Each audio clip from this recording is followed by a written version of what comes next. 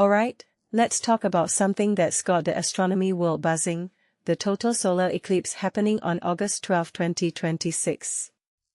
Now, I know what you're thinking, another eclipse video. But trust me, this one's different. It's not just about the science, it's about the experience, the anticipation, and the sheer awe of it all. So, let's dive in. First off, what makes this eclipse so special? Well, it's Europe's first total solar eclipse since 1999. That's right, 27 years in the making. The moon's shadow will sweep across Greenland, Iceland, northern Spain, and the Balearic Islands. If you're in the path of totality, you're in for a treat. Day will turn to twilight, and the sun's corona, its outer atmosphere, will be visible. It's like nature's own light show, and it only lasts a few minutes. Personally, I think that's what makes it so captivating. It's fleeting, rare, and utterly mesmerizing.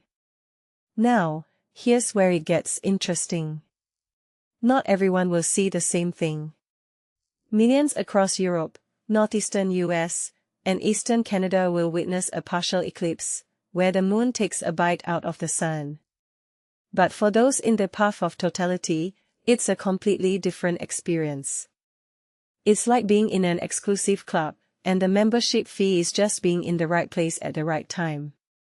What many people don't realize is that the path of totality is incredibly narrow, just a few dozen miles wide. If you're outside that path, you're missing out on the main event. One thing that immediately stands out is the effort people are putting into witnessing this. Take Daisy Dobrojevic, for example.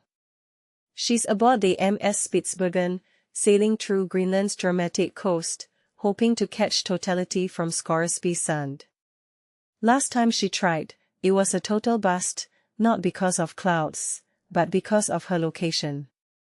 This time, she's going all out, and I can't help but admire the dedication. It's not just about seeing the eclipse, it's about the journey to get there.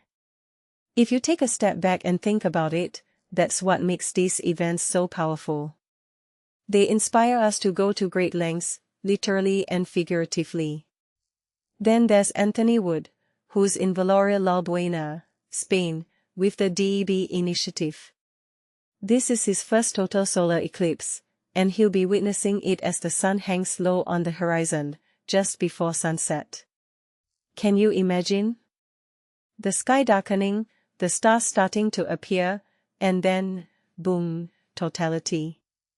It's like the universe is putting on a show just for you. What this really suggests is that eclipses aren't just scientific phenomena, they're deeply personal experiences. They connect us to something bigger than ourselves.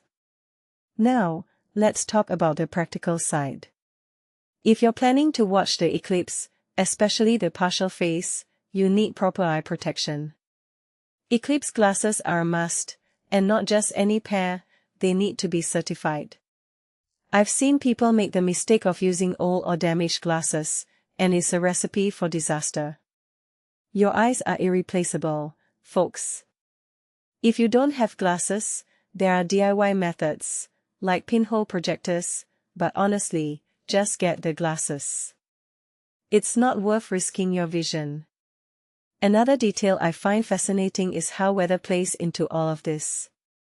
Clouds are the bane of every eclipse chaser's existence, but here's the thing, even with clouds, you can still experience the eclipse.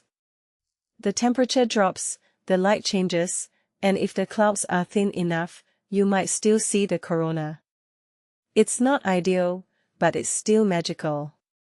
This raises a deeper question. Is it the visual spectacle that matters most, or the overall experience?